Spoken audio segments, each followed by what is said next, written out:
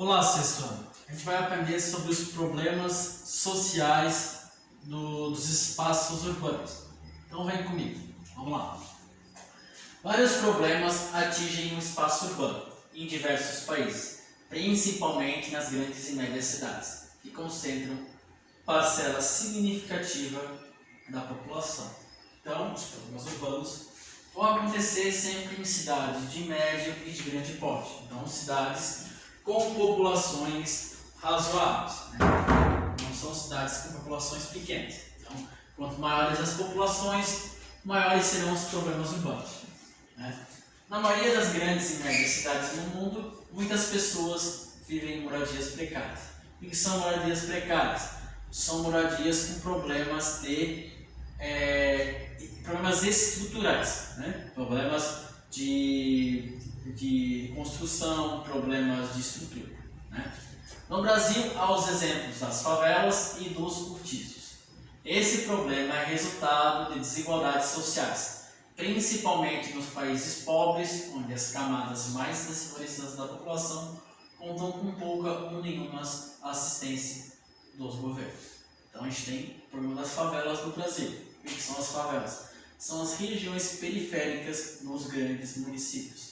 São regiões que ocuparam além do que poderiam ocupar. Sem uma fiscalização do governo e sem as autoridades se comprometendo com as suas atribuições, ocorre a formação das favelas e dos cortiços, né? Então isso acontece por causa disso. Falta de assistência do governo, falta de fiscalização, falta de comprometimento das autoridades. Vamos lá.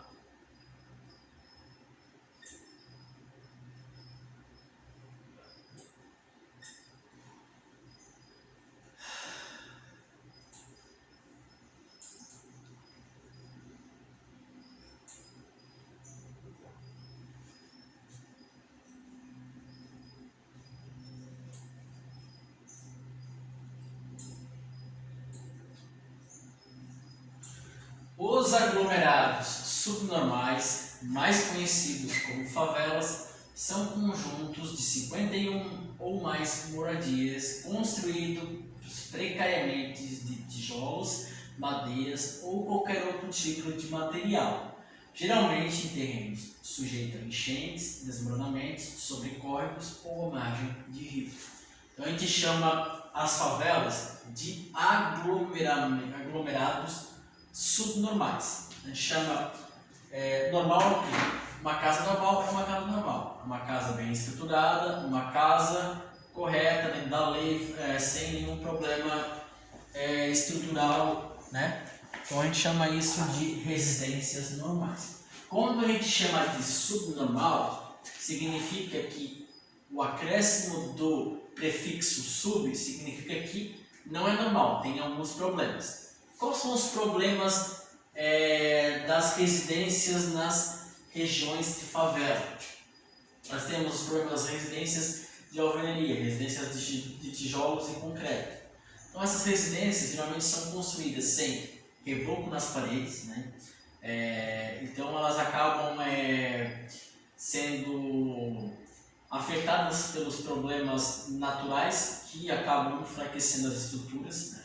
Então a gente tem a ausência do reboco, né, a ausência do concreto em cima do tijolo. A gente vai ter qual é o problema? Aquele tijolo ele vai reter uma maior quantidade de umidade, de calor, de frio e do vento. Isso tudo são fatores, são problemas que vão enfraquecendo, né, as estruturas. Madeira também estão muito sujeitas ao apodrecimento quando em contato com a água, né? Isso também estão muito sujeitas a cupins, né, que vão enfraquecendo as estruturas. Qualquer outro tipo de material. Tem muitas residências que são construídas, por exemplo, com madeiras de MDF ou com madeiras que se encontram no lixo, né? Então são estruturas impróprias, né? Estruturas impróprias para a habitação. Mas que há pessoas que habitam esses locais, né? De modo geral, as favelas não contam com coleta de lixo, rede de esgoto e ruas asfaltadas. Então elas não contam com a infraestrutura adequada, né, oferecida pelo Estado, e também com coleta de lixo e rede de esgoto. Então não contam com saneamento básico, não contam com coleta de lixo e rede de esgoto, sendo elas sujeitas ao que? Contaminações, né, de doenças que sejam provenientes do esgoto e do acúmulo de lixo. Com a aglomeração de moradias, são também precárias a incidência de luz solar, então a luz do sol é mais dificultada, e a circulação de ar, que torna as favelas insalubres, prejudiciais à saúde. Então, a pouca incidência solar prejudica a saúde das pessoas e a circulação do ar, quando dificultada também, né? Vamos lá, vamos continuar.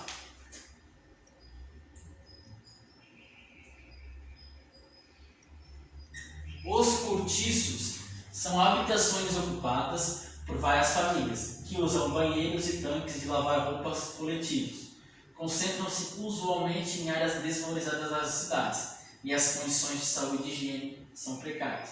A gente tem também os cortiços, onde as pessoas compartilham vários cômodos de uma mesma casa ou do mesmo conjunto de casas. Por exemplo, as lavações e também os banheiros. Então, isso é um grande problema nas grandes cidades, a formação de cortiços que se formam em regiões desvalorizadas. O que são regiões desvalorizadas? Regiões com pouco comércio, regiões com problemas de violência, regiões suscetíveis a enchentes e desmoronamentos de terra. Então, são regiões desvalorizadas por causa dos problemas que venham a dificultar a ocupação humana.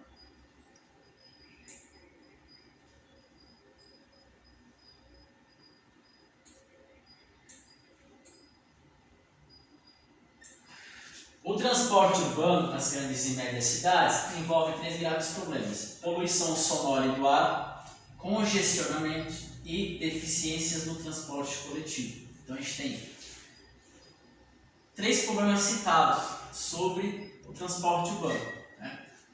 Poluição sonora e do ar, o que é? Várias pessoas têm carros movidos a gasolina, movidos a diesel, que liberam gases, né, tóxicos na atmosfera, na natureza. Então, poluindo as grandes cidades, já que nas grandes cidades um número excessivo de automóveis acaba em conjunto aumentando a poluição, né?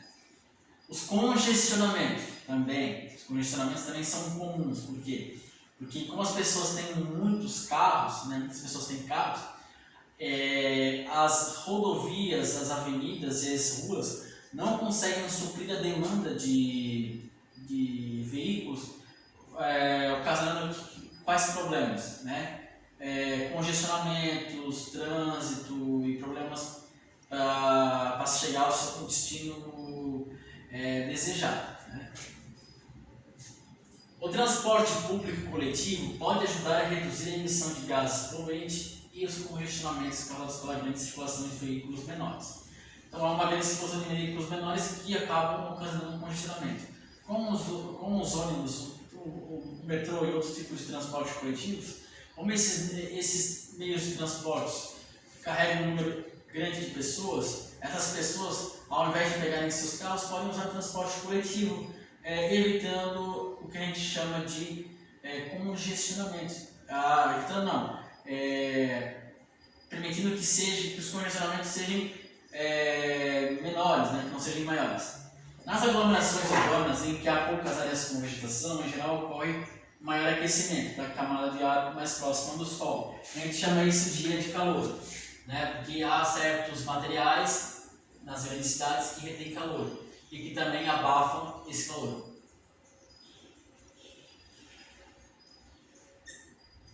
Esse fenômeno é chamado ilha de calor. Os centros urbanos chegam a apresentar diferenças de até 10 graus Celsius em relação às áreas vizinhas. Então a diferença de temperaturas chega a 10 graus, né? 10 graus mais quente. A elevação da temperatura explica-se pelo grande número de construções, uma vez que o concreto e o asfalto absorvem mais calor solar, né? Pela concentração de gases poluentes, lançados na atmosfera por indústrias e automóveis, que contribuem para o aquecimento, pela dificuldade de dissipar os poluentes e o calor acumulado na atmosfera, pois a circulação do ar é barrada pelos prédios. A queima de combustíveis é um dos principais fatores que causam a poluição do ar. Então, a gente tem um grande número de construções de concreto, né?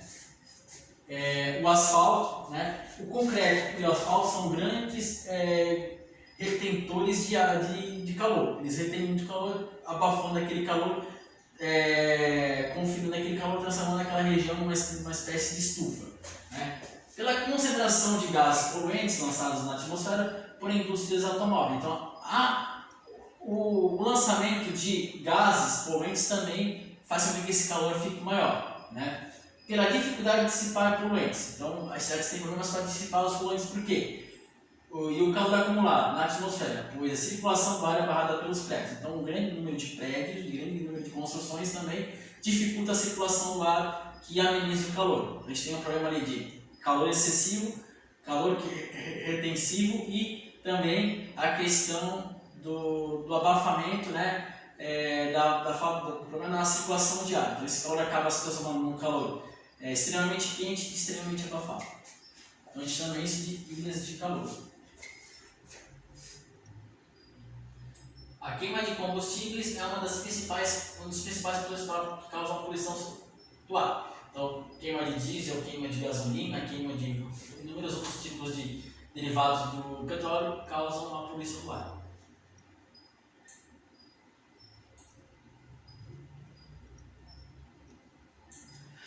Em alguns países utiliza-se o carvão como fonte de energia e concentra-se um grande número de veículos extremamente poluentes. Então, o carvão ele é uma forma de combustível que, quando queimado, contamina muito o ar, né?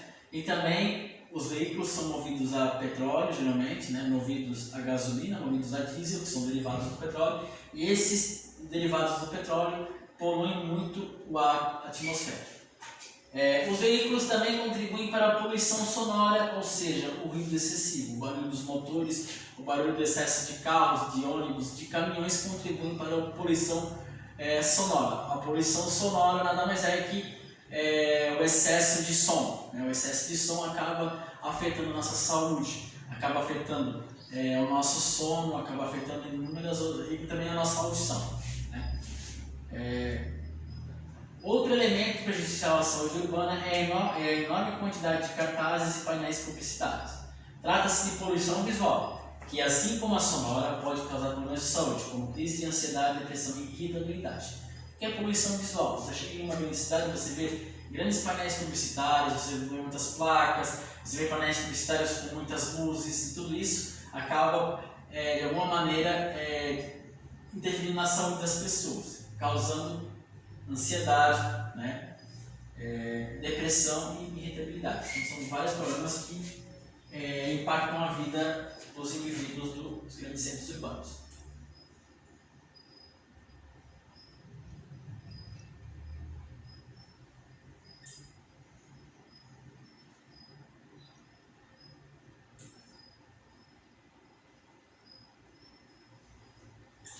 As cidades produzem grande quantidade diária de lixo. A coleta, o tratamento e a fiscalização do lixo devem ser rigorosos, pois se ele é depositado em qualquer terreno, a saúde da população fica comprometida.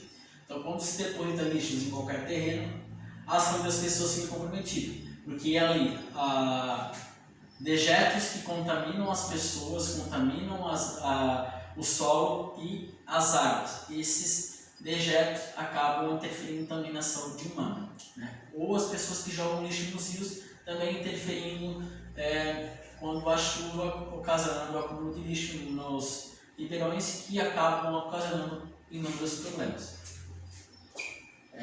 A carência de saneamento básico é uma realidade para milhões de habitantes das áreas urbanas.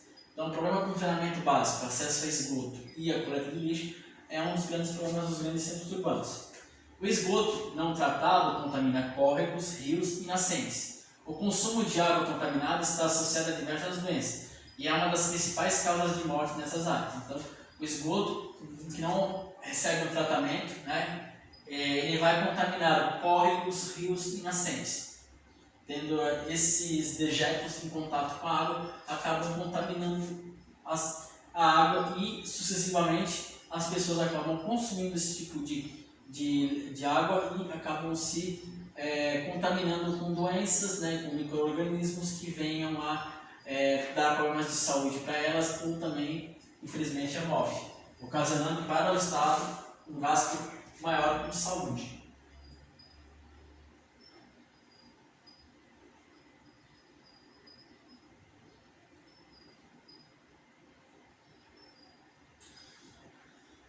Segundo dados da ONU, em 2017, cerca de 4,5 bilhões de pessoas, isto é, mais da metade da população mundial, carecem de saneamento básico seguro. Então, saneamento básico é uma coisa de luxo para muitas pessoas no mundo. Em geral, os países que enfrentam conflitos, guerras ou escassez de água são os mais afetados e a população desses locais tem menos probabilidade de usar serviços básicos de água e esgoto. Então, geralmente são países com problemas sociais, problemas econômicos, problemas de conflitos, e esses países acabam tendo maiores problemas no que diz respeito a saneamento básico, por causa dos problemas que eles enfrentam, né?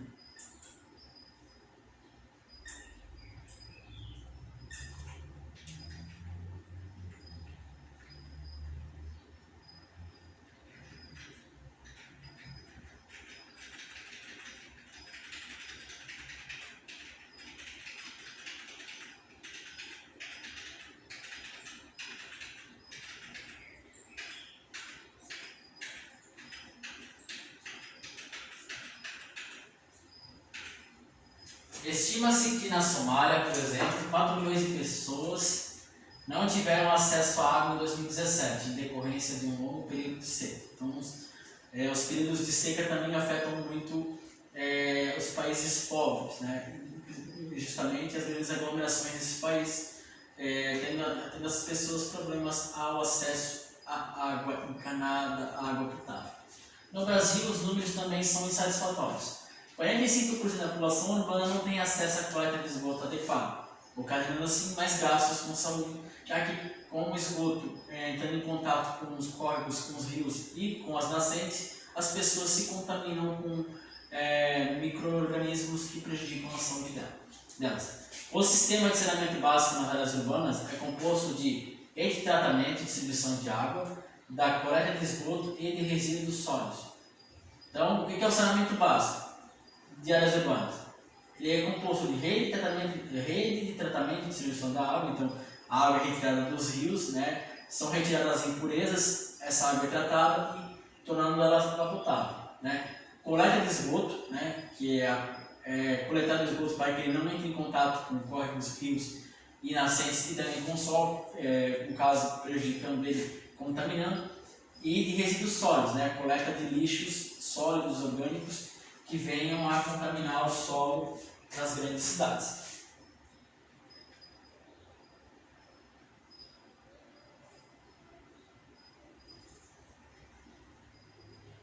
Depois de ser consumida, seja no banho, na descarga, no vaso sanitário ou na limpeza das casas, a água que vai para o esgoto é levada por meio de grandes tubulações subterrâneas para uma estação de tratamento de resíduos, onde a estação vai tornar essa água desse esgoto, né, livre de impurezas e livre de fatores contaminantes.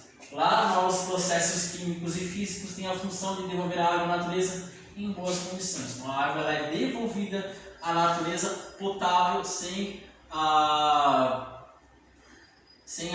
estar composta de materiais e de produtos que venham a colocar em risco a vida das pessoas e a saúde pública, né? Então, sexto ano, muito obrigado por ter me acompanhado até aqui e até na próxima semana. Valeu!